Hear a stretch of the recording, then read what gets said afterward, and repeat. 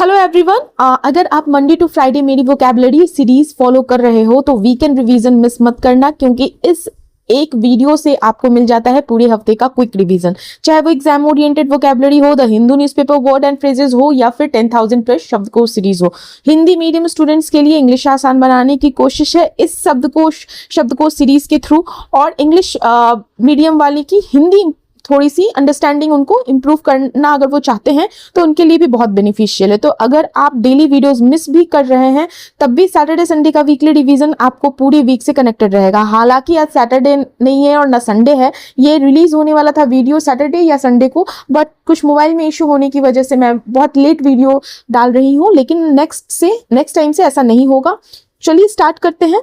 है शपथ ग्रहण। शपथ ग्रहण को इंग्लिश में बोला जाता है ओथ टेकिंग, और यही अगर शपथ ग्रहण समारोह हो तो उसे हम बोलेंगे ओथ टेकिंग सेरेमनी। समझ आया? तो शपथ ग्रहण ओथ टेकिंग का अर्थ होता है कि जब कोई भी व्यक्ति किसी पोजीशन, किसी पोस्ट को ग्रहण करते समय फॉर्मल रूप से, मतलब औपचारिक रूप से शपथ प्रॉमिस करता है, ओथ लेता है कि वह अपनी ड्यूटीज को ईमानदारी से निभाएगा, तो वहां पर हम शपथ ग्रहण ओथ टेकिंग बोलते हैं। एग्जाम्पल देखते हैं। The oath taking ceremony of the new minister was held today. नए मंत्री का जो शपथ ग्रहण समारोह है वो आज आयोजित हुआ। तो इस तरह से हम शब्दों को, अर्थ को समझते हुए जाएंगे। सिर्फ शब्द और उसका इंग्लिश क्या है ये नहीं, एग्जाम्पल भी देखेंगे और अर्थ भी समझेंगे। हमारा अगला शब्द है विचार विमर्श। कहते हैं ना कि पहले कोई भी काम करने से पहले विचार विमर्श, बड़ा काम करने से पहले विचार विमर्श कर लेना चाहिए।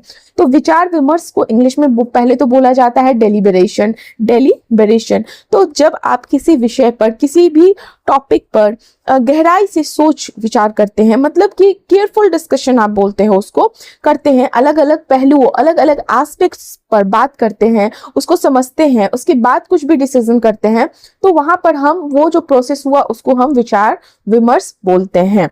Fine. Example, deliberation is necessary before making a decision. निर्णय लेने से पहले विचार विमर्श करना जरूरी होता है, या आवश्यक है, या इंपॉर्टेंट है। हमारा अगला शब्द है कार्यवाही जवाबदेही को इंग्लिश में बोला जाता है प्रोसीजरल अकाउंटेबिलिटी। प्रोसीजरल मतलब हो गया आपका कार्यवाही, प्रोसीजर जो होता है, कार्यवाही जो चलता है, तो जो भी स्टेप्स होते हैं, मेथड्स होते हैं, उसको हम प्रोसीजर बोलते हैं, और जवाबदेही को हम इंग्लिश में अकाउंटेबिलिटी बोलते हैं। तो कार्यवाही जवाबदेही का अर्थ होता है किसी प्रोसेस के अनुसार की गई कार्यवाही के लिए जिम्मेदारी तय होना को हम प्रोसीजरल अकाउंटेबिलिटी बोलते हैं। यानी काम जो है, एक्शन जो है, सही रूल रेगुलेशन के अनुसार हुआ है या नहीं, इसके लिए जवाबदेही होना। ठीक। Example, it is important to ensure procedural accountability in the organization. It is important to ensure procedural accountability in the organization. Organization में कार्यवाही जवाबदेही सुनिश्चित, मतलब ensure करना जरूरी है। Next, अगला शब्द है हिंदी का जो हम हर दिन यूज करते हैं, यूज करे चाहे ना करे, न्यूज़पेपर में आपको हमेशा देखने को मिल जाएगा। नैतिक आयाम का इंग्लिश होता है मोरल डायमेंशन, जिसका अर्थ होता है कि जब किसी बात पर, किसी विषय पर, किसी निर्णय पर, किसी डिसीजन पे, किसी कार्य का वह एस्पेक्ट, वह पहलू जो सही या गलत, नैतिकता मतलब एथिक्स से जुड़ा हो, तो उसे हम बोलते हैं मोरल डायमेंशन। मतलब किसी विषय, निर्णय या कार्य का वह पहलू जो सही, गलत और नैतिकता से जुड़ा हो, तो उसे हम मोरल डायमेंशन बोलेंगे। एग्जाम्पल देखते हैं। This decision also has an important moral dimension. इस डिसीजन का एक महत्वपूर्ण नैतिक आयाम भी है। अगला शब्द है कार्यप्रणाली को इंग्लिश में बोला जाता है वर्क सिस्टम या मैकेनिज्म। अब दोनों शब्द, जो दोनों इंग्लिश वर्ड है, इसका थोड़ा सा अलग सेंटेंस में यूज होता है, अलग अलग सेंटेंस में। जैसे मैं आपको एग्जांपल से समझाऊंगी। कार्यप्रणाली का तो पहले अर्थ समझते हैं। कार्यप्रणाली का अर्थ होता है किसी काम को करने का तरीका, ठीक है, किसी काम को करने का मेथड। तो वो पूरी व्यवस्था जिसके अनुसार वो काम किया जाता है, मेथड फॉलो किया जाता है, जिसके अनुसार काम होता है, तो उसे हम वर्क सिस्टम या मैकेनिज्म कहते हैं। जैसे कि वर्क सिस्टम, जैसे किसी कंपनी में काम हो रहा है तो हम बोल रहे हैं कि इसका वर्क सिस्टम ये है, मतलब इस तरह से काम किया जाता है। अगर यही बात अगर मुझे किसी मशीन के बारे में बोलना हो तो हम क्या किसी इक्विपमेंट के बारे में बोलना हो तो वहां पे हम मैकेनिज्म वर्ड का यूज कर सकते हैं, ठीक है। जैसे कि the mechanism of this the mechanism of this machine is very simple. इस मशीन की जो कार्य प्रणाली है वो बहुत ही सिंपल है, सरल है। तो इस तरह से आप सेंटेंस जब यूज करो तो डिपेंड करता है कि किस कॉन्टेक्स्ट में बात किया जा रहा है। वर्क सिस्टम और मैकेनिज्म दोनों का अर्थ हिंदी का सेम होता है। अगला शब्द है सीमा पार। सीमा पार का इंग्लिश होता है क्रॉस बॉर्डर। जब कोई गतिविधि, एक्शन या व्यापार, बिजनेस या घटना या कोई इंसिडेंट, कोई इवेंट एक देश की सीमा मतलब बॉर्डर से दूसरे देश की सीमा तक या उसके पार होती है तो हम उसे बोलते हैं क्रॉस बॉर्डर, ठीक है। एग्जाम्पल देखते हैं। Cross border trade is increasing between the two countries. Cross border trade is increasing between the two countries मतलब दोनों देशों के बीच सीमा पार व्यापार बढ़ रहा है, ठीक है। क्रॉस बॉर्डर जो बिजनेस है वो इंक्रीज हो रहा है, क्रॉस बॉर्डर ट्रेड। नेक्स्ट शब्द है न्याय वितरण। न्याय वितरण क्या होता है? न्याय वितरण हम अक्सर न्यूज़पेपर वगैरह या आर्टिकल वगैरह में हिंदी का अगर हो तो देखते हैं और पढ़ते हैं, लेकिन न्याय वितरण का अर्थ क्या है ये भी समझना जरूरी है इंग्लिश के साथ साथ। तो न्याय वितरण को पहले हम इंग्लिश में बोलेंगे delivery of justice, delivery of justice. और इसका अर्थ होता है जब कोर्ट या जुडिशियल सिस्टम, जो जिसको आप हिंदी में न्याय प्रणाली बोलते हो, तो जब कोई कोर्ट या जुडिशियल सिस्टम लोगों को उनके अधिकार, उनके राइट्स के अनुसार न्याय देती है, यानी सही फैसले, फेयर डिसीजन सुनाए जाते हैं या सुनाती है, तो वहां पर हम बोलते हैं डिलीवरी ऑफ जस्टिस। एग्जाम्पल देखते हैं। The process of delivery of justice should be speed up in the country. यहाँ पे गलती से एक ई मिस हो गया है, उसको हम स्पीड अप यहाँ पे लिखना था मुझे।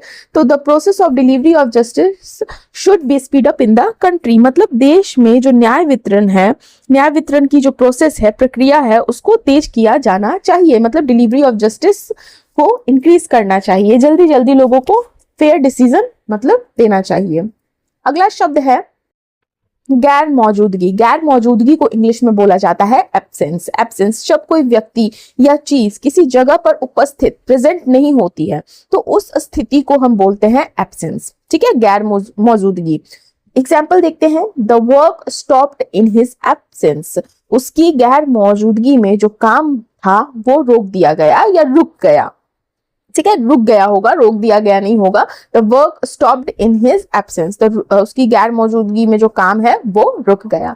हमारा अगला शब्द है दिशा निर्देश। दिशा निर्देश, इसको इंग्लिश में बोला जाता है इंस्ट्रक्शन या कहीं कहीं पे गाइडलाइंस। आप कभी भी कहीं भी जाओगे, फॉर्म फिल कर रहे होगे या एग्जाम दे रहे होगे या जो पॉइंटर्स होते हैं तो वहां पर दिशा निर्देश जरूर लिखा होगा। दिशा निर्देश को इंग्लिश में इंस्ट्रक्शन और गाइडलाइंस बोलते हैं। मतलब कि जब किसी काम को कैसे करना है इसके लिए दी गई क्लियर, स्पष्ट, जिसको आप बोलते हो निर्देश, ठीक है, और नियम, रूल, इंस्ट्रक्शन या कभी कभी इंफॉर्मेशन कि उस चीज काम को कैसे करना है तो उसे हम बोलेंगे दिशा निर्देश। Example, please follow the given instruction. हर जगह लिखा रहता है, जहां पे भी, खासकर जब एग्जाम का आप रिटन एग्जाम लिखते हो तो जो कॉपी मिलता है उसमें जरूर, जो पेपर होता है उसमें जरूर लिखा होता है कि किस तरह से आपको रूल फॉलो करके क्वेश्चन के आंसर देने हैं, है ना, आपने देखा होगा। तो कृपया उसको क्या बोलेंगे, कृपया दिए गए दिशा निर्देश का पालन करें। हमारा अगला शब्द है अनहोनी। अनहोनी को इंग्लिश में क्या बोलेंगे? अनहोनी को इंग्लिश में बोलेंगे, अक्सर यूज करते हैं लेकिन इसका इंग्लिश ना बहुत लोग कंफ्यूज हो जाते हैं कि अनहोनी को क्या बोलेंगे। अनहोनी को बोला जाता है मिसहैप, MISHAP। मिसहैप का मतलब अनहोनी हुआ, ऐसी अनएक्सपेक्टेड या अक्सर जनरली क्या अनफॉर्चुनेट इवेंट होती है, अचानक हो जाने वाली, अनफॉर्चुनेट मतलब जो नहीं होना चाहिए था, अनएक्सपेक्टेड वो हो गया, बुरी चीज होना, उसे हम अनहोनी बोलेंगे। A minor mishap occurred during the journey. सफर के दौरान, जर्नी के दौरान एक छोटी सी अनहोनी हो गई तो हम वहां पर मिसहैप वर्ड का यूज करेंगे। अगला शब्द है बौद्धिक संपदा। बौद्धिक संपदा, बौद्धिक संपदा को इंग्लिश में बोला जाता है इंटेलेक्चुअल प्रॉपर्टी। इंटेलेक्चुअल प्रॉपर्टी मतलब किसी व्यक्ति की दिमागी जो क्रिएशन होती है ना, मेंटल क्रिएशन, जैसे कि राइटिंग, कोई इन्वेंशन, कोई डिजाइन, किसी तरह का आर्ट, किसी तरह का कुछ भी वैसा जो इंटेलेक्चुअल से उसकी खुद की मतलब इंटेलिजेंस से आती है, ठीक है, तो उस पर जो उसका अधिकार होता है, तो जिसके दिमाग से आया है उसी का अधिकार है, तो उसे हम बोलेंगे इंटेलेक्चुअल प्रॉपर्टी, बौद्धिक संपदा। Example, the company protects it's intellectual property. Company अपने प्रोटेक्ट इट्स इंटेलेक्चुअल प्रॉपर्टी, जो कंपनी है वो अपने उत्पादों की बौद्धिक संपदा की रक्षा करती है।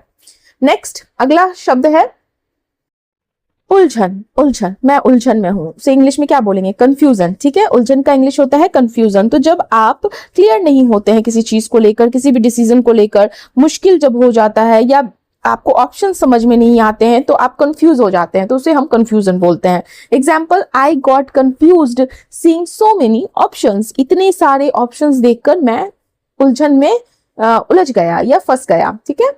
तो उलझन मतलब उलझन का इंग्लिश क्या हो गया? कंफ्यूजन।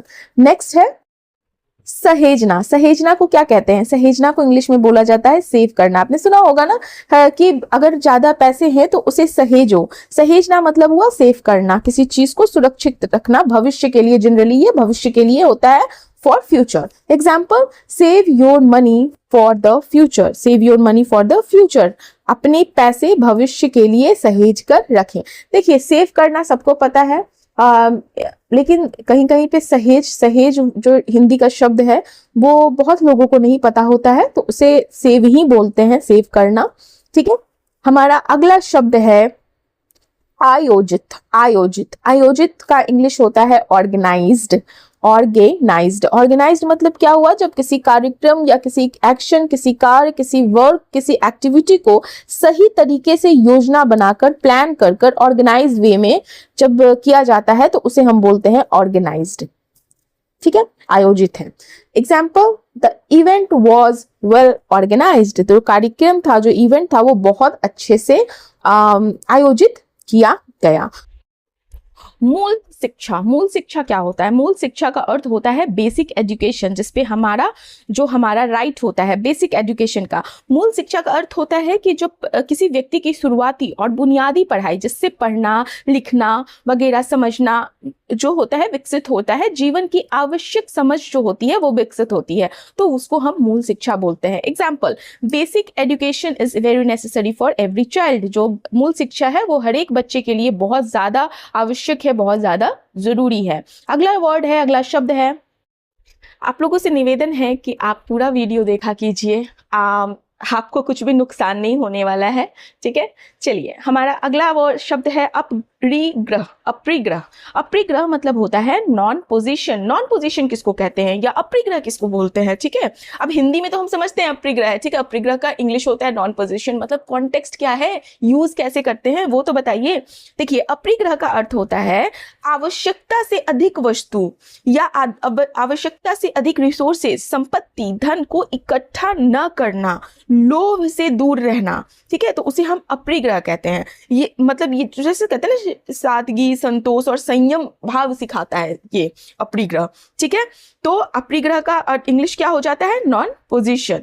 यदि मान लीजिए कोई व्यक्ति है, उसके पास जरूरत भर वस्तु है, ठीक है, जरूरत भर रिसोर्सेज हैं, फिर भी वह अनावश्यक चीजें जमा नहीं करता, तो यह अपरिग्रह का उदाहरण है। मतलब बेसिक है, उसके पास जरूरत, जितनी उसको जरूरत है उतनी है। बहुत लोग होते हैं ना कि जरूरत है फिर भी इकट्ठा किए जा रहे हैं, तो इसका अपोजिट हो गया अपरिग्रह, ठीक। जो इकट्ठा नहीं कर रहा है उसको हम बोलेंगे नॉन पोजीशन, अपरिग्रह। एग्जाम्पल, हम जैसे कहते हैं ना, we should follow non position in life. हमें अपने जीवन में अपरिग्रह का पालन करना चाहिए। ये सारे शब्द जो है ना आपकी बुक से ही लिए गए हैं, ऐसा नहीं है कि कहीं से भी मैं उठा के यूज कर रही हूँ। अगला शब्द है सामाजिक जीवन, जिसको इंग्लिश में बोला जाता है सोशल लाइफ। हमारा सामाजिक जीवन कैसा है, हमारे सोशल लाइफ कैसा है? तो सामाजिक जीवन मतलब समाज में लोगों के साथ मिलजुल कर रहना, संबंध बनाना, एक दूसरे की सहायता करना, सामाजिक नियमों के अनुसार चलना, ठीक है, जिम्मेदारियों का पालन करना, उसे हम सामाजिक जीवन कहते हैं। Example, a good social life gives respect to a person. अच्छा सामाजिक जीवन जो होता है व्यक्ति को सम्मान दिलाता है। अगला शब्द है इट्स अ समयक चरित्र। समयक चरित्र क्या होता है? समयक चरित्र का इंग्लिश होता है राइट कंडक्ट। बहुत लोग हिंदी में, जो हिंदी मीडियम के स्टूडेंट हैं उनको समयक चरित्र पता होगा, बट राइट कंडक्ट उस इंग्लिश में बोला जाता है। बहुत कुछ लोग हैं जिनको नहीं पता होगा, या वाइस वर्सा। तो समयक चरित्र मतलब राइट कंडक्ट, जिसका राइट कंडक्ट का देखिए अर्थ होता है ना, जब सही आचरण, अच्छा व्यवहार, नैतिक, जो मोरल जीवन मोरल लाइफ होता है, जिसका मतलब कि क्या करना चाहिए क्या नहीं करना चाहिए उनको पता है। इसमें सत्य हो, नॉन वायलेंस हो, ईमानदारी हो, संयम हो, समझदारी हो, इन सब का, सदाचार का पालन करना, तो ये आपका राइट कंडक्ट होता है। तो आप समझ में आया कि राइट कंडक्ट मतलब क्या हो गया। तो जब राइट कंडक्ट होता है, समयक चरित्र राइट कंडक्ट। एग्जाम्पल देखते हैं, right conduct makes a person idol. समयक चरित्र जो होता है व्यक्ति को आदर्श बनाता है, एक आइडल बनाता है। Next is आत्मशुद्धि। आत्मशुद्धि क्या, आत्मा की शुद्धि कैसे कीजिएगा आत्मशुद्धि मतलब होता है सेल्फ प्यूरिफिकेशन। आत्मशुद्धि मतलब सेल्फ प्यूरिफिकेशन, जब आप मन में, अपने थॉट्स में, अपने काम में, अपने कर्म में शुद्धता मतलब पवित्र बनना। जैसे बुरी चीजों को नहीं लाना, ठीक है, क्रोध नहीं करना, गुस्सा नहीं करना, ग्रीड नहीं करना, बुरे विचार नहीं लाना, ईगो नहीं रखना, अहंकार नहीं रखना, गलत काम करने से बचना, तो उसको क्या बोलते हैं, आत्मशुद्धि। ये सब क्या होता है कि अंदर की जो पॉजिटिविटी होती है, अंदर की जो अच्छाई है, तो वो सब विकसित होती है, डेवलप होती है। तो इसलिए आत्मशुद्धि मतलब सेल्फ प्यूरिफिकेशन। एग्जाम्पल देखते हैं, meditation and truthfulness help in self purification. ध्यान और जो सेल्फ ट्रूथनेस होती है, सत्य का पालन जो होता है, आत्मशुद्धि में सहायक होता है। इसलिए कहते हैं मेडिटेशन करना चाहिए, जिससे आपके जो बॉडी की, आपके मन की जो नेगेटिव विचार हैं वो खत्म होती है। समझ में आया, आत्मशुद्धि, self purification, context. Next one is सर्वोच्च सिद्धांत। सर्वोच्च सिद्धांत का मतलब होता है सुप्रीम प्रिंसिपल। सर्वोच्च, सुप्रीम, सिद्धांत, प्रिंसिपल, ठीक, इस तरह से याद रखिए, सुप्रीम प्रिंसिपल।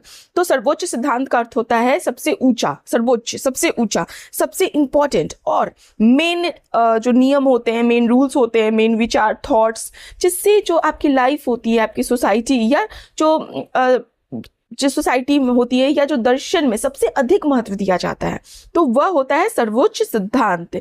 यह वह बेस है, वह फाउंडेशन होता है जिस पर अन्य अदर्स प्रिंसिपल्स टिके होते हैं। तो सर्वोच्च सिद्धांत समझ आया। अगर एग्जाम्पल देखें तो, many great people considered non violence the supreme principle. बहुत लोग ऐसे होते हैं, बहुत लोग महान व्यक्ति ऐसे हैं जो अहिंसा को सर्वोच्च सिद्धांत मानते हैं। अगला शब्द है करुणा। करुणा आपने हिंदी में बहुत सुना होगा। करुणा का इंग्लिश क्या होता है कुछ लोगों को नहीं पता होगा, ठीक है। करुणा का अर्थ होता है कंपैशन, अर्थ नहीं, मतलब इंग्लिश होता है कंपैशन। तो करुणा का अर्थ है जब दूसरों के दुख को आप जब समझते हो, समझना, दूसरे के दुख को समझना, उनकी सहायता करने की इच्छा रखना, भावना रखना, जिसमें काइंडनेस हो, सिंपैथी हो, मानवता, ह्यूमन अप्रोच हो, ह्यूमैनिटी हो, तो ये सब चीज का कॉम्बिनेशन होता है करुणा, compassion. Example, compassion is most beautiful quality of humanity. जो करुणा है मानवता का सबसे सुंदर गुण है, ठीक है। इसलिए हर एक व्यक्ति में करुणा होनी चाहिए, नहीं तो क्या होता है कि इंसान बहुत गलत चीजें करता है। करुणा होना एक अच्छी बात होती है, ठीक है। अगला शब्द है सह अस्तित्व। अस्तित्व, सह अस्तित्व का इंग्लिश होता है को एग्जिस्टेंस। को एग्जिस्टेंस का मतलब क्या है? सह अस्तित्व का अर्थ होता है अलग अलग लोगों का, अलग अलग जीवों का, अलग अलग विचारों का, प्रकृति के तत्वों का एक साथ शांति और एक बैलेंस के साथ रहना, तो उसे हम सह अस्तित्व बोलते हैं, ठीक है। इसमें क्या होता है, म्यूचुअल रिस्पेक्ट, सहयोग, सामंजस्य का भाव होता है, और यह समाज और प्रकृति दोनों के लिए इंपॉर्टेंट होता है, दोनों के लिए आवश्यक होता है।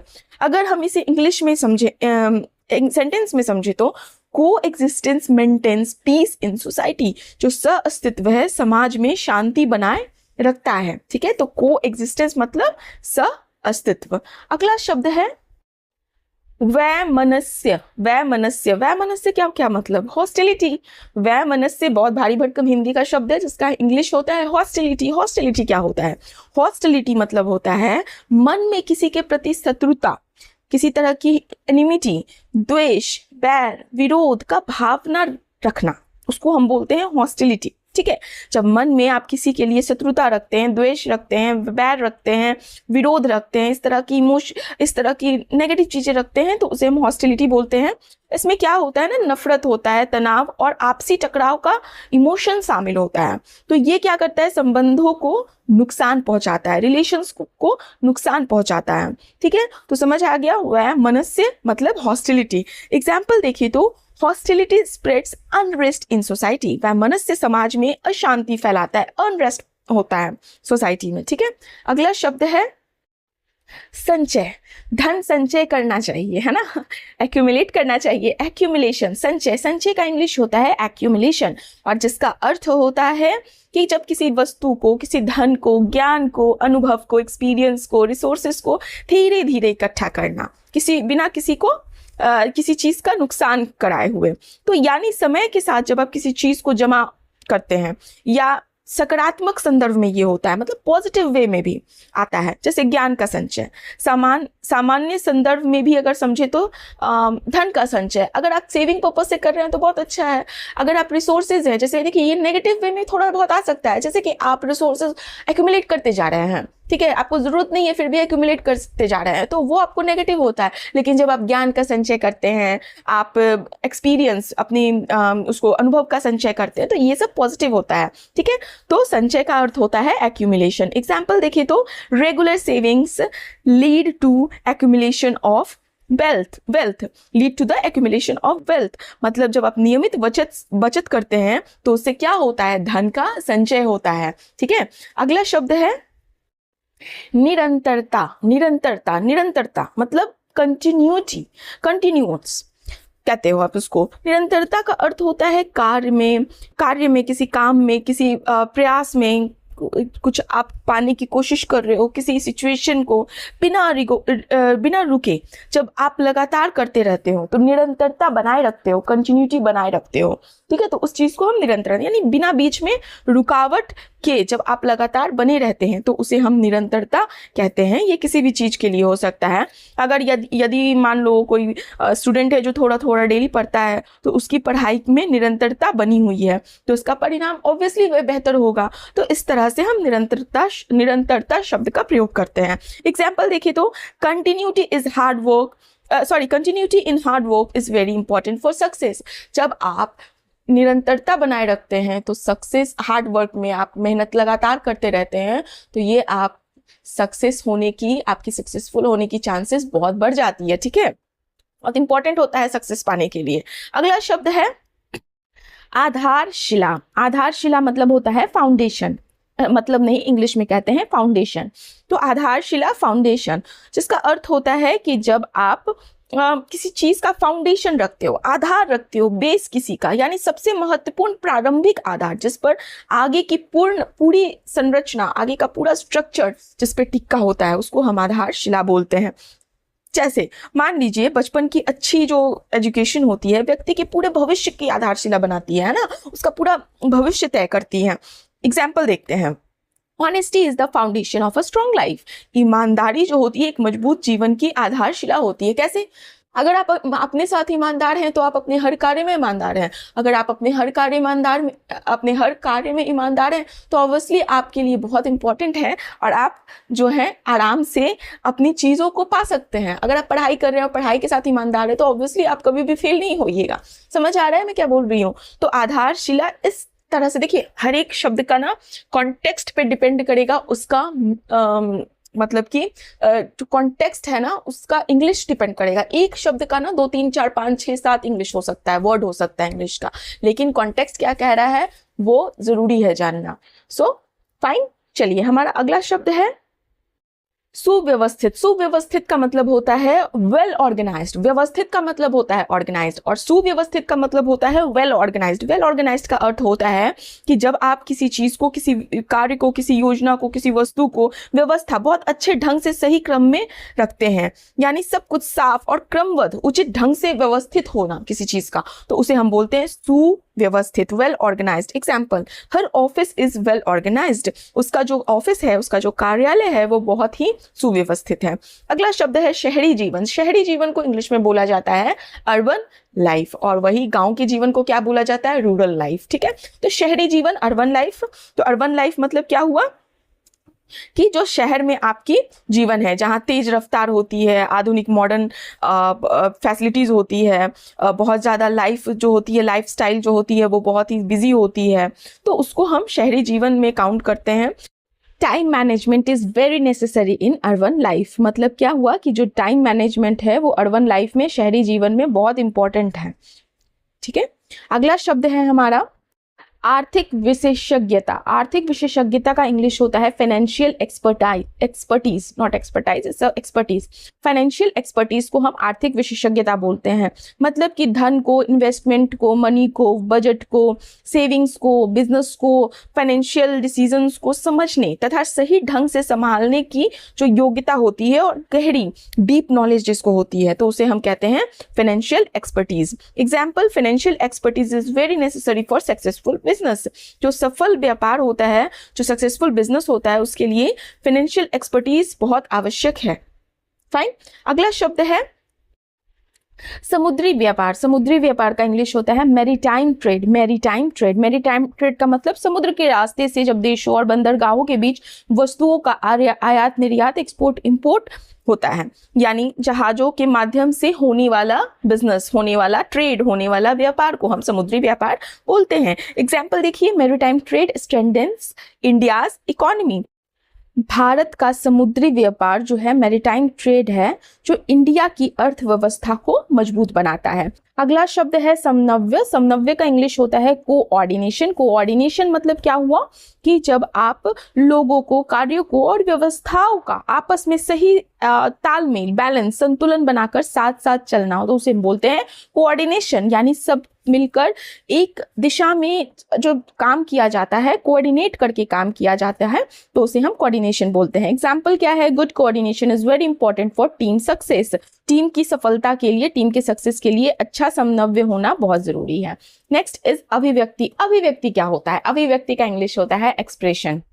एक्सप्रेशन, ठीक है, तो जब आप अपने इमोशंस को, अपने थॉट्स को, अपने ओपिनियन को, अपने मन की बात को शब्दों, चेहरे, लिखावट या मतलब राइटिंग में या वर्ड्स में या एक्सप्रेशन के थ्रू अन्य माध्यमों से जब आप प्रकट करते हो, तो उसे आप क्या बोलते हो? एक्सप्रेस करना, एक्सप्रेशन। ठीक है, यानी अंदर की भावना, अंदर के इमोशंस को बाहर व्यक्त करना को हम अभिव्यक्ति, एक्सप्रेशन बोलते हैं। Example, poetry is a beautiful expression of emotions. जो कविता है वो भावनाओं की सुंदर अभिव्यक्ति है, मतलब सुंदर एक्सप्रेशन है। नेक्स्ट वन इज व्यक्तित्व। व्यक्तित्व क्या होता है? किसी का व्यक्तित्व मतलब किसी व्यक्ति का जो बिहेवियर है, किसका, उसका क्या नेचर है, इसका स्वभाव क्या है, उसका व्यवहार क्या है, सोचने का तरीका, बोलने का ढंग, दूसरों पे पड़ने वाला उसका क्या प्रभाव है। यानी इंसान की एक पूरी पहचान या प्रभावशाली छवि को हम क्या कहते हैं? इमेज को क्या कहते हैं? व्यक्तित्व, उसकी पर्सनालिटी। इसलिए बोलती हूँ वोकैब होना बहुत जरूरी है, वोकैब का शब्दों का ज्ञान होना बहुत जरूरी है,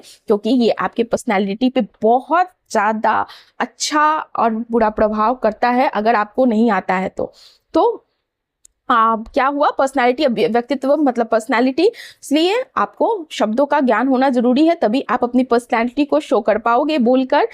तो आप confidence is the sign of a strong personality. तो कॉन्फिडेंस क्या होता है? आत्मविश्वास जो होता है एक मजबूत व्यक्तित्व की पहचान होती है। और आत्मविश्वास किस चीज से आता है? जब आप अपने को अच्छे से व्यक्त करते हो, अपने अच्छे से एक्सप्रेस करते हो। चलिए, आप क्षमता होती है आप में, तो आपको ऑब्वियसली कॉन्फिडेंस आएगा। उन्मुक्त भाव। उन्मुक्त भाव का इंग्लिश क्या होता है? स्पॉन्टेनिटी। Spontaneity, SPONTANEITY। स्पॉन्टेनिटी का अर्थ क्या हुआ, या उन्मुक्त भाव का क्या अर्थ हुआ? तो इसका मतलब होता है जब आप किसी बिना झिझक के, बिना बंधन के, स्वाभाविक मतलब कि आप खुलकर अपनी भावना, अपने को एक्सप्रेस करते हैं, तो उसको हम कहते हैं उन्मुक्त भाव। जब कोई व्यक्ति अपने विचार, अपनी ओपिनियन खुशी से, प्रेम से या व्यवहार को पूरी तरह से नेचुरल फ्रीडम के साथ दिखाता है, तो उसे हम क्या कहते हैं? उन्मुक्त भाव। खुश होकर जब आप वो काम करते हैं, ठीक है, तो आप अच्छे से, जब कोई काम आप खुश होकर करते हैं तो आप अच्छे से एक्सप्रेस कर पाते हैं, तो उसे हम उन्मुक्त भाव बोलते हैं। जैसे कि वह मंच पर उन्मुक्त भाव से नाची, मतलब क्या, she danced on the stage with spontaneity. ठीक है, हमारा अगला शब्द है खलना। कहते हैं ना वो बात मुझे बहुत खल रही है, तो उस सेंस का खलना है ये। खलना को इंग्लिश में हम बोलते हैं हर्ट। ठीक है, HURT, और वो जो दिल वाला होता है वो हार्ट होता है, वो हर्ट नहीं होता है। ठीक है, तो HURT हर्ट खलना बोल सकते हैं, या आप कभी कभी बॉदर भी बोल सकते हैं, मुझे बहुत वो चीज बॉदर कर रहा है। प्रिक भी इसका इंग्लिश हो सकता है। ठीक है, लेकिन जो सबसे नियरेस्ट होता है ना, आप पहले ये चीज समझिए कि एक शब्द के बहुत सारे इंग्लिश वर्ड हो सकते हैं, 4-5 से ज्यादा भी हो सकते हैं, लेकिन मैं आपको नियरेस्ट वाला बता रही हूँ। और दूसरी चीज है कि हर एक वर्ड का कॉन्टेक्स्ट थोड़ा बहुत तो जरूर डिफरेंट होता है। ठीक है, तो यहाँ पर खलना हर्ट हुआ, मतलब प्रिक भी बोल सकते हैं, बॉदर भी बोल सकते हैं, स्टिंग भी बोल सकते हैं। अब खलना का क्या अर्थ होता है? किसी बात का मन में बुरा लगना, ठीक है, चुभना या अंदर से दुख देना, तो उसको हम बोलते हैं खलना। ठीक है, और ये जनरली क्या होता है? इमोशनल पेन होता है ना, इमोशनल पेन। जैसे कि अगर एग्जाम्पल देखें तो हमें हिंदी में वाक्य यूज करते हैं ना, और उसको फिर हम इंग्लिश में देखेंगे। ठीक है, जिससे क्या होगा ना कि आपका ट्रांसलेशन वाला प्रैक्टिस भी हो जाएगा। उसकी बात मुझे बहुत खलती है, कैसे बोलेंगे इस इंग्लिश में? His words hurt me a lot. His words hurt me a lot. अगर लड़की है तो her words hurt me a lot. Next is, और एक बात और मैं जल्दी जल्दी नहीं करवाने वाली हूँ, वर्ड शब्द सीखो, इसका इंग्लिश सीखो और निकल लियो, ऐसे नहीं, मैं शब्दों का अर्थ भी समझाऊंगी, सब दार्थ जिसे बोलते हैं। ठीक है, उग्रता, अगला शब्द है उग्रता। उग्रता का इंग्लिश होता है अग्रेशन। अग्रेशन बोलते हैं, कभी कभी ना वहां पर अग्रेशन या फियर्सनेस भी बोलते हैं। ठीक है, उग्रता मतलब क्या होता है? उग्रता का अर्थ होता है तीव्र क्रोध, बहुत ज्यादा क्रोध, कठोरता के साथ और बहुत तेज और आक्रामक स्वभाव को हम उग्रता बोलते हैं। जब आपके बिहेवियर में बहुत ज्यादा गुस्सा हो, तीखापन दिखाई दे, तो उसे हम उग्रता कह सकते हैं। जैसे अगर आप बोलते हो उसकी उग्रता सभी को डरा देती है, हिज या हर एग्रेशन फ्राइटेंस एवरीवन। फ्राइटेंस का हिंदी क्या होता है? डराना। ठीक है, तो उसकी उग्रता सभी को डरा देती है, हिज एग्रेशन फ्राइटेंस एवरीवन। अगला है आड़े तिरछे, है ना? ये क्या आड़े तिरछे, तुमने लाइन खींच रखे हैं, ऐसे भी बोलते हैं। ठीक है, आड़े तिरछे का इंग्लिश होता है क्रुक्ड, या अनइवन भी बोल सकते हैं, या जिगजैग भी बोल सकते हैं, या तिरछे लाइन को स्लैंटिंग भी बोल सकते हैं। ठीक है, तो आड़े तिरछे का इंग्लिश होगा क्रुक्ड। जिस आड़े तिरछे का अर्थ क्या होता है कि सीधा न होकर टेढ़ा मेढ़ा या असमान या सही दिशा में न होने को हम आड़ा तिरछा बोलते हैं। एग्जाम्पल देखते हैं, उसने कागज पर आड़े तिरछे निशान बना दिए। He made crooked marks on the paper. He made crooked marks on the paper. अगला शब्द है संभवतः।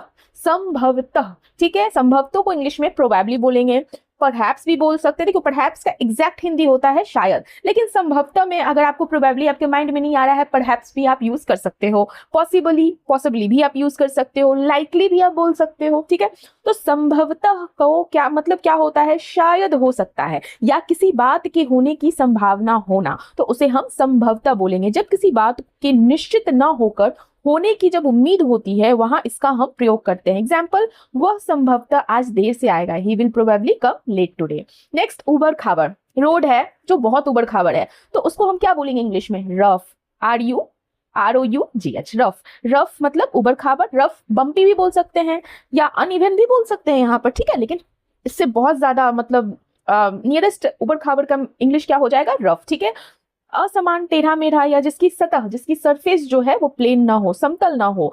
सड़क भी हो सकता है, जमीन, रास्ता, किसी तरह का भी सतह, किसी भी तरह का सरफेस जनरली क्या होता है, अगर उबड़ खाबड़ है तो उसे हम क्या बोलेंगे? रफ है। जैसे कि हम उबड़ खाबड़ रास्ते से गुजरे, we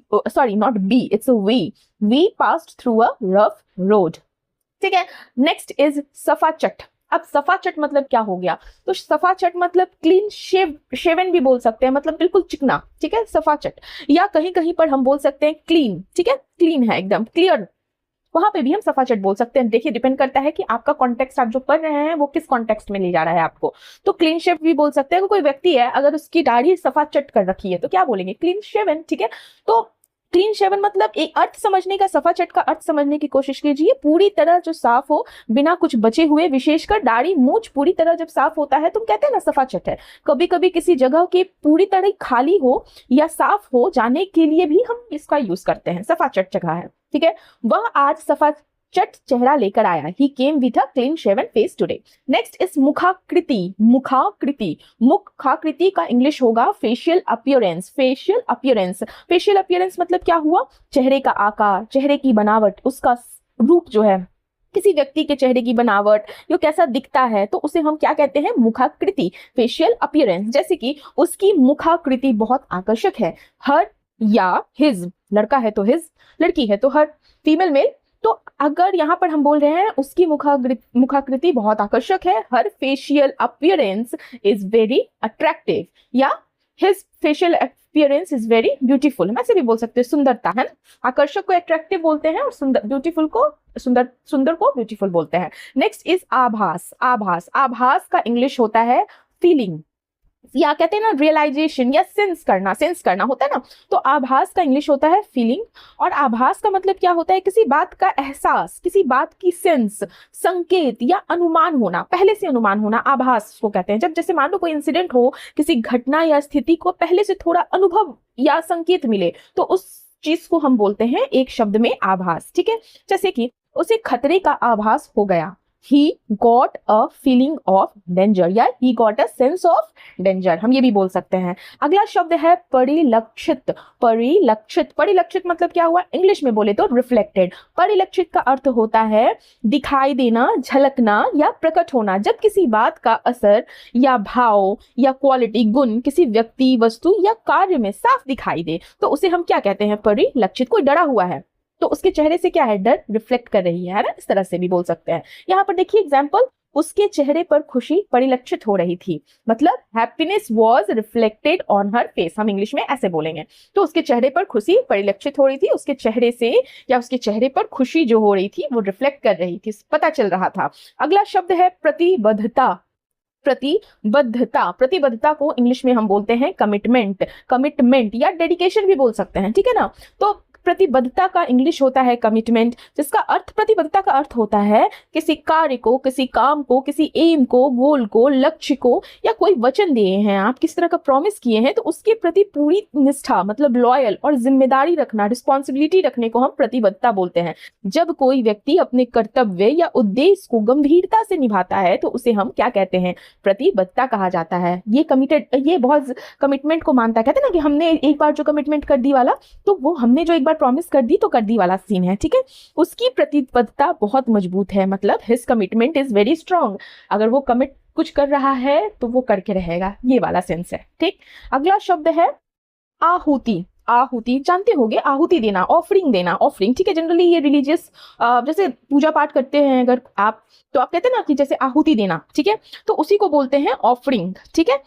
आहुति का अर्थ समझे तो अग्नि में समर्पित की जाने वाली चीजें, अग्नि में समर्पित की जाने वाली वस्तु, या कभी कभी ऐसा सेंस भी आता है कि किसी बड़े उद्देश्य के लिए दिया गया त्याग को भी हम क्या बोलते हैं? आहुति। उसने अपनी आहुति दे दी, उसने अपने को त्याग दिया उस काम के लिए, ठीक है। ये धार्मिक और रूपक भी तरीके से यूज कर सकते हैं, दोनों अर्थों में प्रयोग होता है।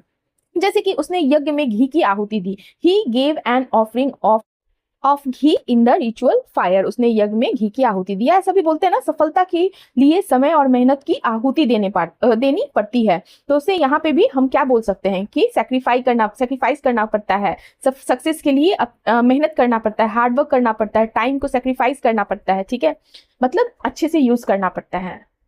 अगला शब्द है साधना। साधना, साधना करना, साधना नहीं होता है, साधना। साधना का इंग्लिश क्या होता है? प्रैक्टिस, ठीक है, प्रैक्टिस करना।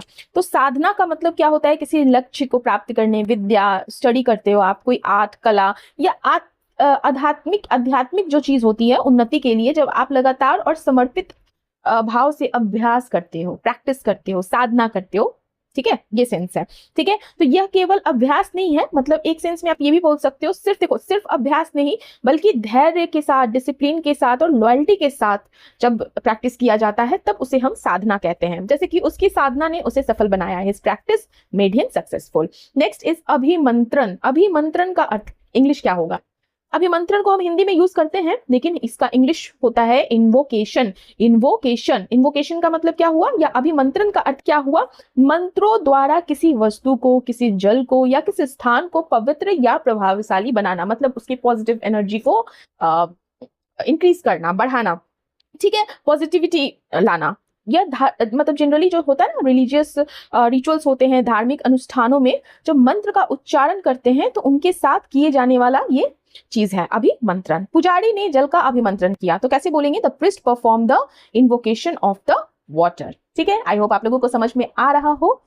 कोई प्रॉब्लम होती है तो कमेंट बॉक्स में जरूर कीजिए ताकि मैं अपनी चीजों में, अपनी वीडियोस में सुधार ला सकूं। अगर है कोई प्रॉब्लम तब हो सकता है मुझे वो चीज ना दिख रहा हो। मैं चाहती हूं कि बेस्ट से बेस्ट वीडियो बनाकर आप लोगों को दूं।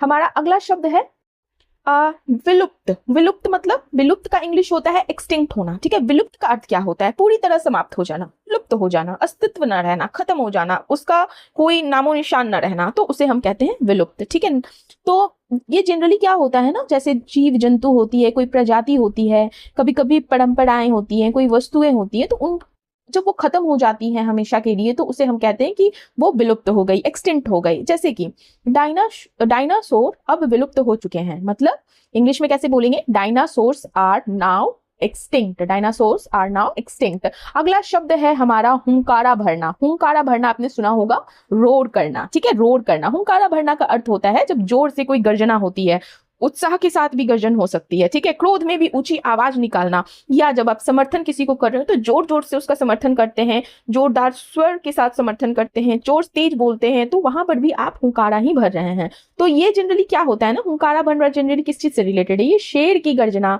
वीरता, या किसी सभा में जोशीले समर्थन के लिए प्रयोग किया जाता है। ठीक है, तो हुंकारा भरना, रोर करना। ठीक है, एग्जाम्पल देखते हैं। सैनिकों ने युद्ध से पहले हुंकारा भरा ताकि जोश आ जाए। ठीक है, the soldiers gave a loud roar before the battle. Next है गुंजारित। गुंजारित, ये हमारा लास्ट वर्ड है, लास्ट शब्द है।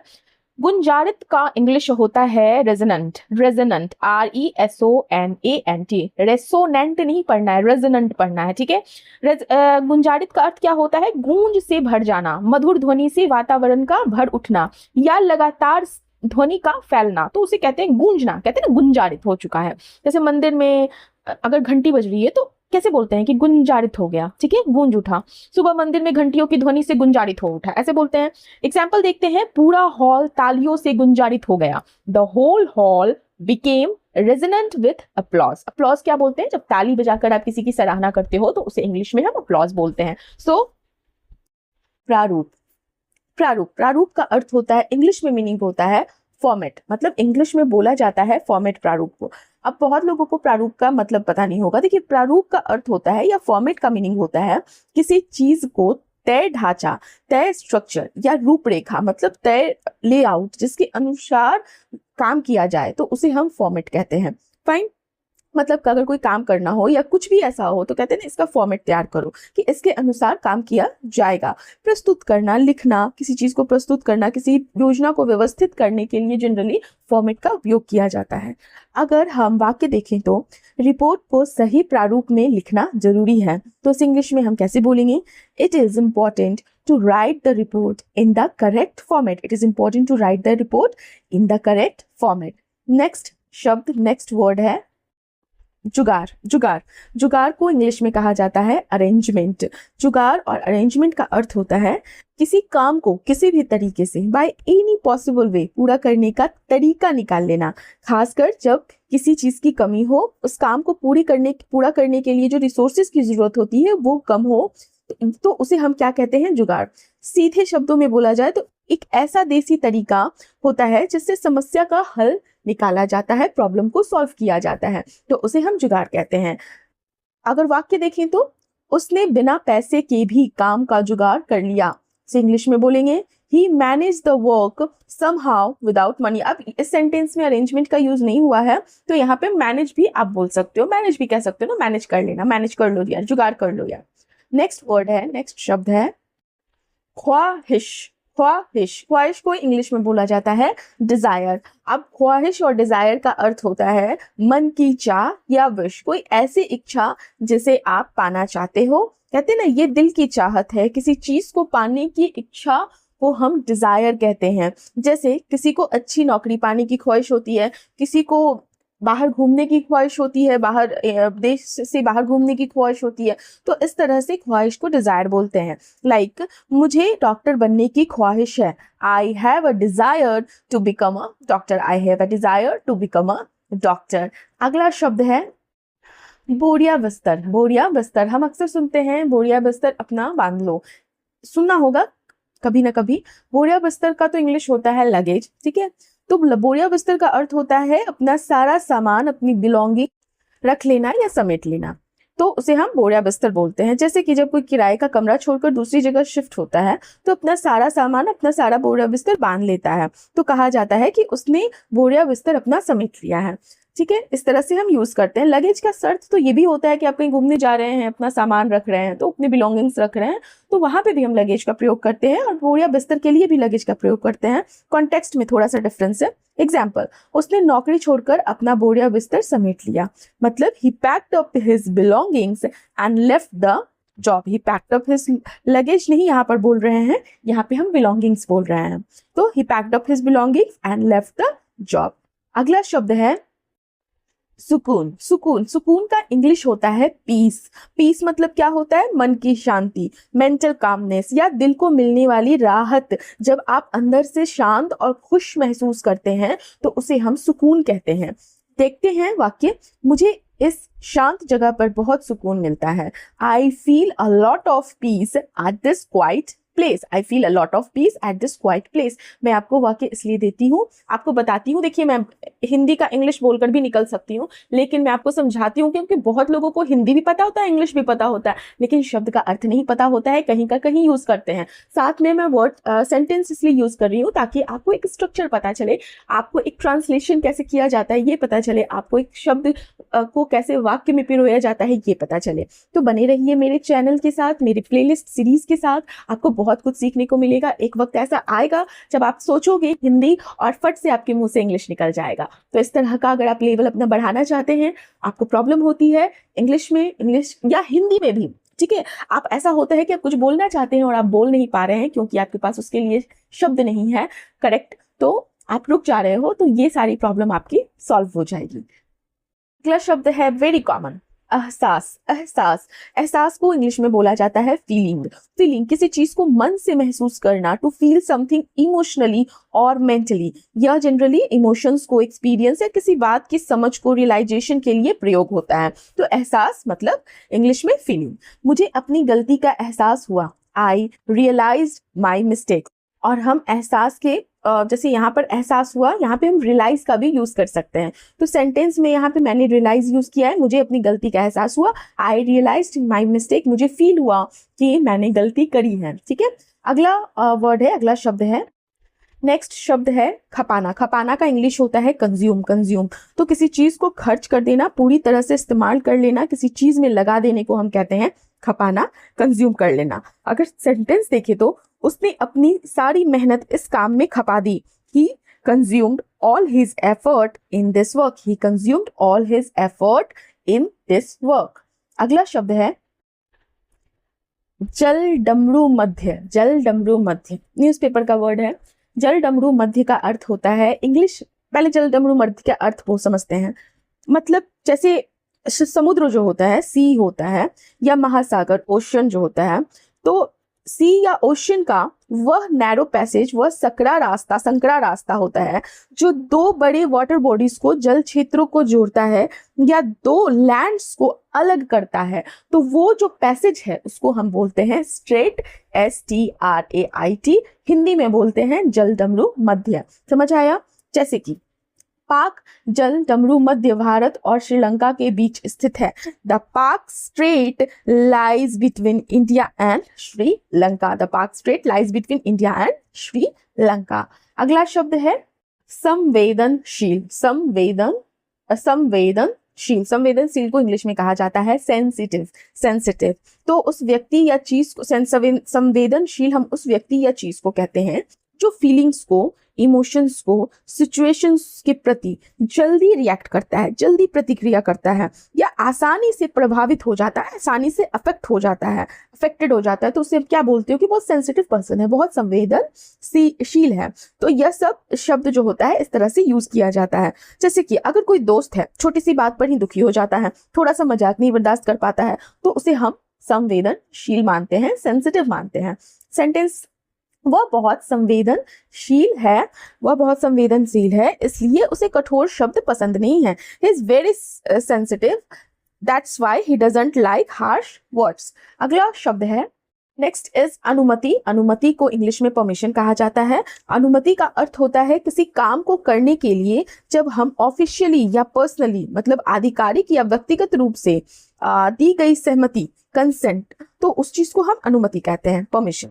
मुझे बाहर जाने के लिए माता पिता की अनुमति चाहिए, यहाँ पे पर्सनल कंसेंट है, ठीक है। तो I need my parents permission to go outside. I need my parents permission to go outside. अगला शब्द है जुनून। जुनून को इंग्लिश में कहा जाता है पैशन, ठीक है। किसी काम के प्रति जब बहुत ज्यादा गहरा लगाव हो, बहुत ज्यादा एक्साइटमेंट हो, उत्साह हो, और पूरी मेहनत से करने की जो इच्छा होती है, तीव्र इच्छा होती है, तो वो जुनून कहते हैं उस चीज को, ठीक है। तो जुनून, अगर कोई व्यक्ति अपने लक्ष्य को पाने के लिए दिन रात मेहनत करता है तो उसका वो जुनून है। तो एग्जाम्पल देखते हैं, उसे संगीत के प्रति गहरा जुनून है, मतलब he has a deep passion for music, he has a deep passion for music. Next, अगला शब्द है झलकियां। झलकियां को इंग्लिश में ग्लिम्सेस बोला जाता है। ग्लिम्सेस किसी चीज की छोटी छोटी झलक या थोड़ी सी दिखाई देने वाली झलक या झांकी को हम झलकियां कहते हैं। जैसे कि वीडियो में यात्रा की खूबसूरत झलकियां दिखाई गई। The video showed beautiful glimpses of the journey. Fine, इस तरह से हम शब्द का यूज करते हैं। अगला शब्द है यादगार को इंग्लिश में मेमोरेबल बोला जाता है। यादगार का अर्थ होता है जो घटना, जो इंसिडेंट, जो इवेंट, पल, कोई मोमेंट या कोई एक्सपीरियंस लंबे समय तक याद रहे और मन पर छाप छोड़ दे, तो उसे हम यादगार कहते हैं। जैसे, यह हमारे जीवन का एक यादगार दिन था। It was a memorable day of our life. It was a memorable day of our life. तो यादगार का इंग्लिश क्या हुआ? मेमोरेबल। अगला शब्द है खुलासा को इंग्लिश में बोला जाता है डिस्क्लोजर, और इसका अर्थ होता है किसी छिपी हुई बात को, किसी इंफॉर्मेशन को जो छिपा हुआ है वो साफ साफ सामने लाना, तो उसको हम खुलासा बोलते हैं, ठीक है। डिस्क्लोज करना, जांच के बाद मामले का पूरा खुलासा हुआ, मतलब after the investigation the whole matter was disclosed. After the investigation the whole matter was क्या हुआ? डिस्क्लोज्ड हुआ, ठीक है। अगला शब्द है बसावट क्या बोलते हैं? बसावट मतलब होता है सेटलमेंट, ठीक है। सेटलमेंट बहुत लोगों को पता होगा, लेकिन उसका हिंदी बहुत लोगों को, मुझे भी नहीं पता था एक टाइम पे कि बसावट होता है सेटलमेंट का हिंदी। तो सेटलमेंट या बसावट का क्या अर्थ हुआ? किसी स्थान पर लोगों का रहना, घर बनाना या स्थायी रूप से बस जाने को हम बसावट कहते हैं, सेटल होना कहते हैं, सेटलमेंट कहते हैं। जैसे जब लोग गांव या शहर में घर बनाकर रहने लगते हैं तो उस जगह की बसावट बढ़ जाती है, उस जगह की सेटलमेंट बढ़ जाती है। इस तरह से, मतलब कि जैसे कि सेंटेंस देखते हैं, इस क्षेत्र में नई बसावट तेजी से हो रही है। New settlement is growing rapidly in this area. तो सेटलमेंट का क्या अर्थ हुआ? बसावट, जहां पर लोग बसते हैं, सेटल होना शुरू करते हैं। नेक्स्ट इज विभाजित को इंग्लिश में डिवाइड बोलते हैं, डिवाइडेड है। ये नॉर्मल है, सबको पता है। इसका अर्थ होता है कि जब किसी चीज को अलग अलग भागों में बांट दें, हिस्सों में तोड़ दें, तो उसे विभाजित कहलाता है, वो डिवाइडेड है, ठीक है। अगर एक केक को सबके बीच बराबर बराबर बांट दें तो वह केक विभाजित हो गया, तो विभाजित का इंग्लिश होता है डिवाइडेड। जैसे कमरे को 2 हिस्सों में विभाजित किया गया। The room was divided into 2 parts. The room was divided into 2 parts. Next, अगला शब्द है, अगले सीरीज से मैं ज्यादा डिफिकल्ट वर्ड्स लाऊंगी, क्योंकि जो हिंदी के बुक्स होते हैं, हिंदी मीडियम के बुक्स होते हैं, उसमें बहुत सारे ऐसे हिंदी के वर्ड्स होते हैं जो उसका इंग्लिश बहुत डिफिकल्ट होता है, या इंग्लिश इजी होता है, उसका हिंदी बहुत डिफिकल्ट होता है, तो लोगों को अर्थ समझ में आए। जैसे मैंने आपको स्टार्टिंग में स्ट्रेट का बताया था, स्ट्रेट का हिंदी बहुत लोगों को नहीं पता है, या बहुत लोगों को स्ट्रेट का हिंदी पता है लेकिन उसको उसका अर्थ नहीं पता है, मतलब उसका इंग्लिश नहीं पता है। तो इस तरह से ये वोकैबुलरी का सीरीज आपको बहुत हेल्प करेगी। हमारा अगला शब्द है मानकीकरण। मानकीकरण, मानकीकरण का अर्थ होता है, इंग्लिश होता है स्टैंडर्डाइजेशन। स्टैंडर्डाइजेशन, स्टैंडर्डाइजेशन मतलब किसी चीज को एक तय नियम, एक मापदंड या स्तर के अनुसार एक जैसे बनाना, स्टैंडर्डाइज करना, उसको क्या स्टैंडर्डाइज करना, तो उसको हम क्या बोलते हैं, स्टैंडर्डाइजेशन, मानकीकरण। एग्जाम्पल, उत्पादों का मानकीकरण गुणवत्ता बनाए रखने में मदद करता है, मतलब standardisation of products help maintain quality. जैसे स्कूल में सभी जो स्टूडेंट्स होते हैं, सभी स्टूडेंट्स के लिए एक ही तरह की यूनिफॉर्म है, तो उस चीज को क्या बोलते हो, यह भी मानकीकरण है, स्टैंडर्डाइज किया गया है। अगला शब्द है प्रमाण। प्रमाण का इंग्लिश होता है एविडेंस। प्रमाण, एविडेंस, एविडेंस, प्रमाण। तो प्रमाण या एविडेंस का अर्थ होता है कि किसी बात को सही या गलत प्रूफ करने के लिए, साबित करने के लिए जो सबूत दिया जाए उसे हम प्रमाण कहते हैं। जैसे अगर कोई कहे कि वह सही है तो उसे अपनी बात को सही साबित करने के लिए क्या चाहिए, प्रमाण दिखाना पड़ता है। तो या कोई गलत है तो उसके लिए प्रमाण दिखाना पड़ता है कि कोई गलत है, ये बताने के लिए, प्रूफ करने के लिए प्रमाण दिखाना, तो उसको हम एविडेंस बोलते हैं। जैसे कि उसके पास अपने बयान का कोई प्रमाण नहीं था, he had no evidence for his statement, he had no evidence for his statement। अगला वर्ड है, अगला शब्द है परिपक्व। परिपक्व को इंग्लिश में बोला जाता है मैच्योर। परिपक्व, मैच्योर, मैच्योर, परिपक्व, जिसका अर्थ होता है जो व्यक्ति या चीज, कोई भी चीज पूरी तरह से विकसित हो जाए, डेवलप हो जाए। अगर इंसान की बात कही जाए तो समझदार और संतुलित हो, तो उसे हम परिपक्व कहते हैं, ठीक है, मैच्योर है। और परिपक्वता क्या होती है उसकी इंग्लिश, मैच्योरिटी, ठीक है। एग्जाम्पल, वह अपनी उम्र से अधिक परिपक्व सोच रखता है, he has a more mature mindset than his age, he has a more mature mindset than his age। अगला शब्द है सुव्यवस्थित। सुव्यवस्थित, सुव्यवस्थित का इंग्लिश होता है ऑर्गेनाइज्ड। और ऑर्गेनाइज्ड और सुव्यवस्थित का मतलब होता है जो चीजें सही क्रम में हो, सही ऑर्डर में हो, क्लीन हो, साफ सुथरी, और ऑर्गेनाइज्ड मतलब कि व्यवस्थित हो, तरीके से रखी गई हो, तो उसे हम सुव्यवस्थित कहते हैं। वेल ऑर्गेनाइज्ड भी बोल सकते हैं, ठीक है, सुव्यवस्थित। सेंटेंस देखते हैं, उसका काम हमेशा हमेशा सुव्यवस्थित होता है, उसका काम हमेशा सुव्यवस्थित होता है, his work is always organised. अगला शब्द वेरी कॉमन वर्ड है, बहुत कॉमन है, बेसिक है, नियोजन। नियोजन का इंग्लिश होता है प्लानिंग, ठीक है, प्लानिंग।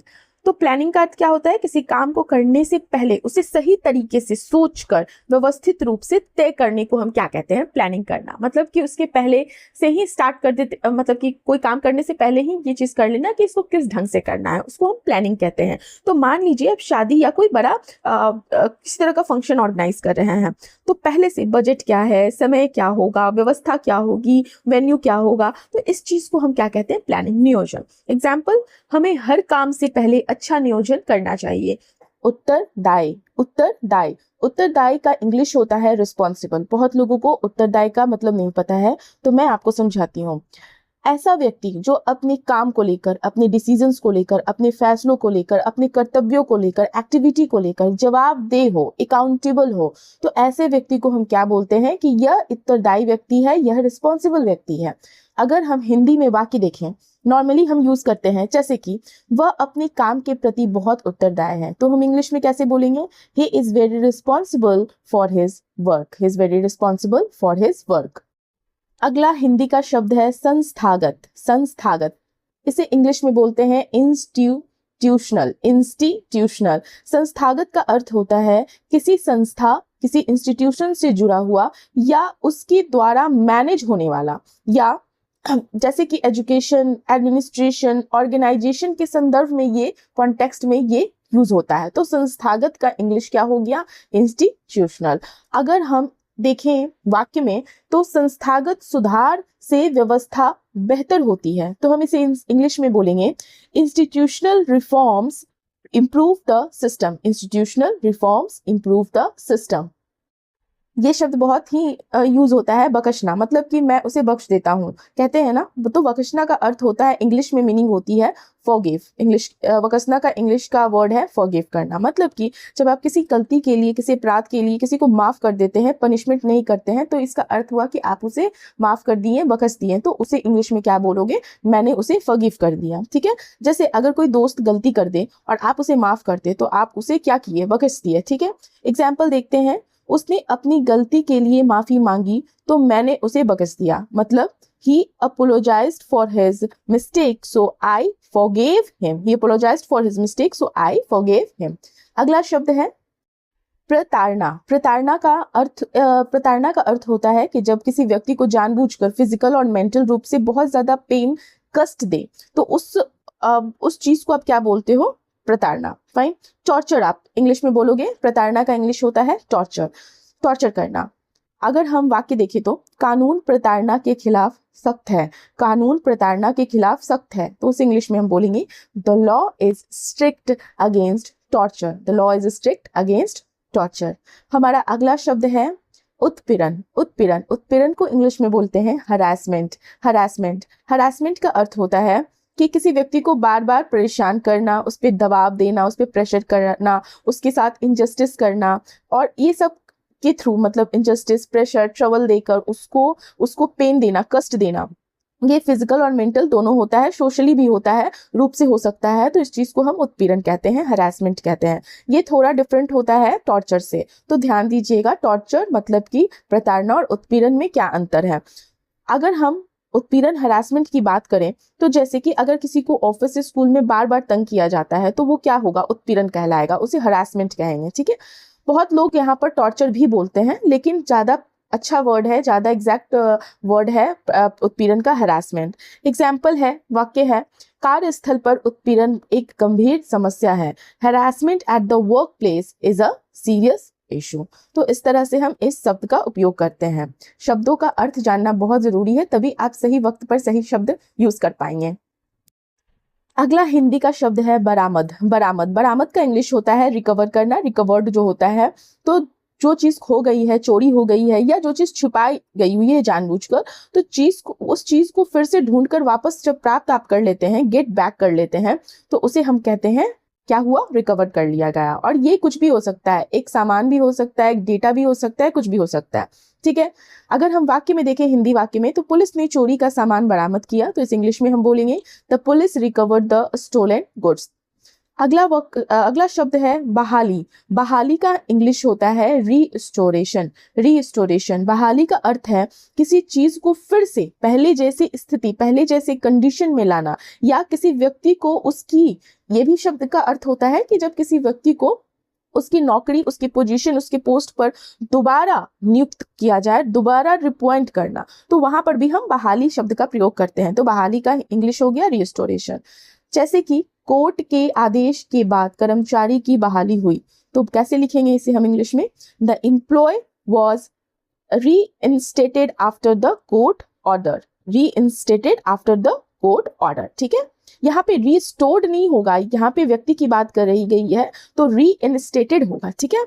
अगला शब्द है संदिग्ध। संदिग्ध का इंग्लिश होता है सस्पिशियस। सस्पिशियस, सस्पिशियस का मतलब क्या हुआ? संदिग्ध का अर्थ होता है कि ऐसा व्यक्ति या ऐसा वस्तु या कभी सिचुएशन भी ऐसी हो सकती है जिस पर डाउट हो, या जो रिलायबल नहीं हो, जो भरोसेमंद, ट्रस्टवर्दी न लगे, तो हम कहते हैं ना ये संदिग्ध है, ये संदिग्ध व्यक्ति है, ये संदिग्ध बात है, ये संदिग्ध चीज है, ठीक है। तो संदिग्ध मतलब इंग्लिश में हो गया सस्पिशियस। अगर हम वाक्य देखें तो पुलिस ने संदिग्ध गतिविधि पर नजर रखी। The police keeped an eye on suspicious activity.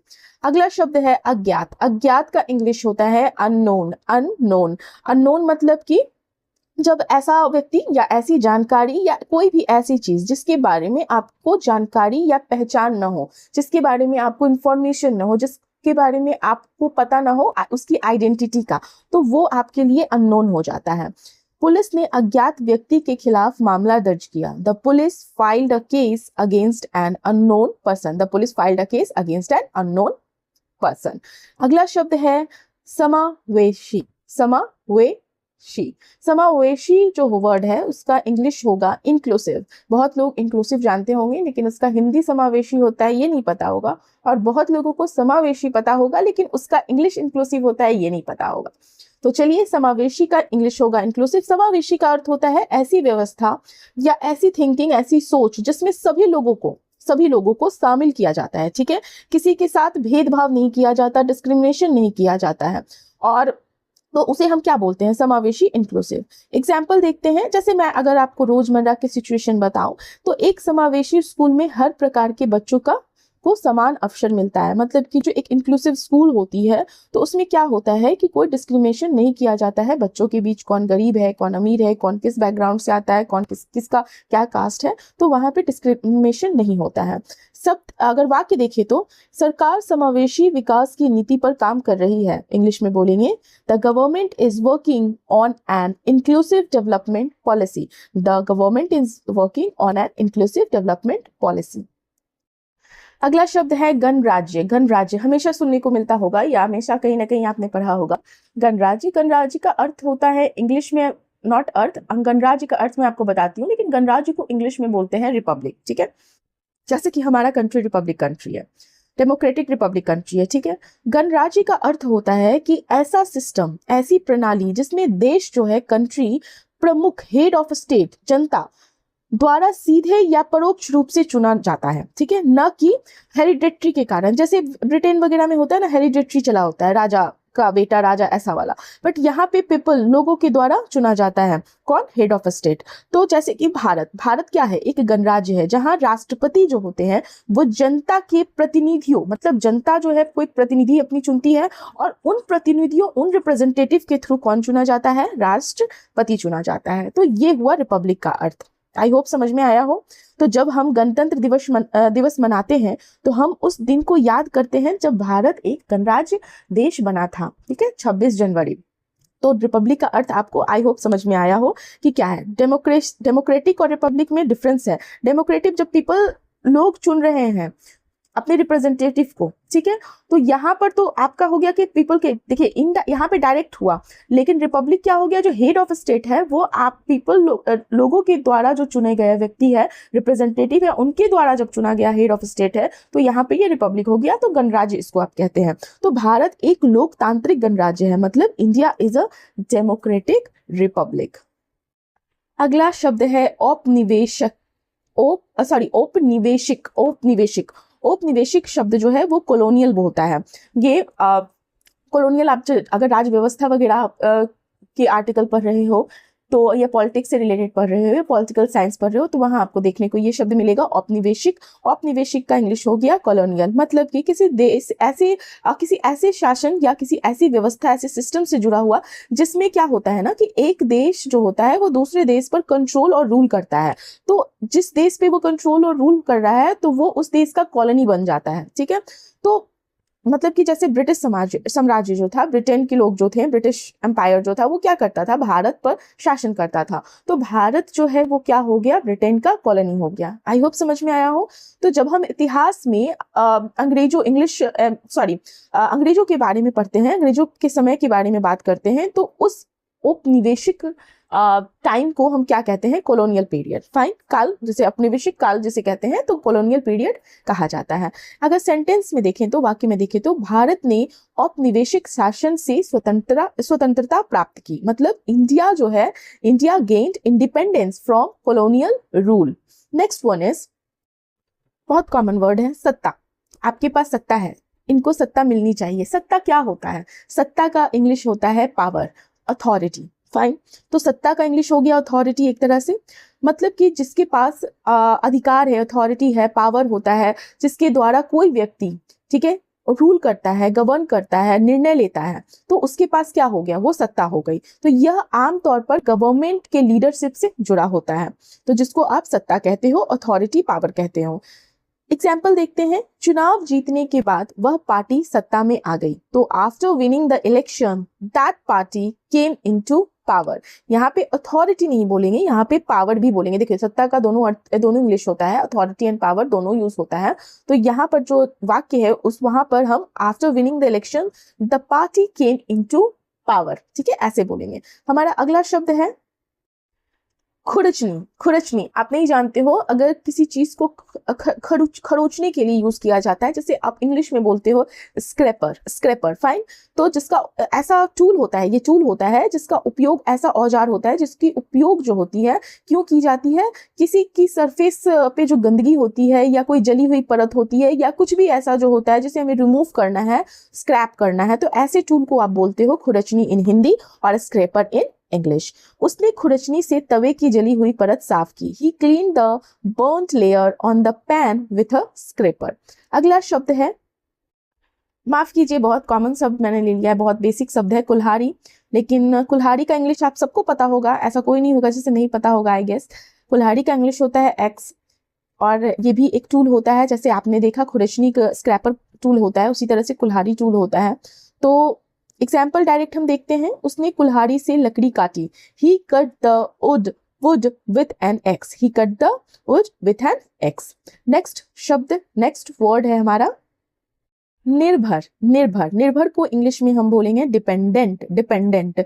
तो जब हम किसी पर आश्रित होते हैं, किसी पर निर्भर होते हैं, किसी पर निर्भर होना, तो उसे हम क्या कहते हैं, किसी पर डिपेंड होना। तो जो डिपेंड है तो वो हम उसको हम क्या बोलेंगे कि he is dependent on him और ऑन एनीवन, या कुछ भी जिसपे वो डिपेंडेंट है, ऑन कोई भी सिचुएशन हो सकता है या कोई व्यक्ति हो सकता है या कोई भी ऐसा चीज हो सकती है, वस्तु हो सकती है। तो जब आप किसी पर निर्भर करते हो तो आप क्या हो गए, डिपेंडेंट हो गए उस चीज पर।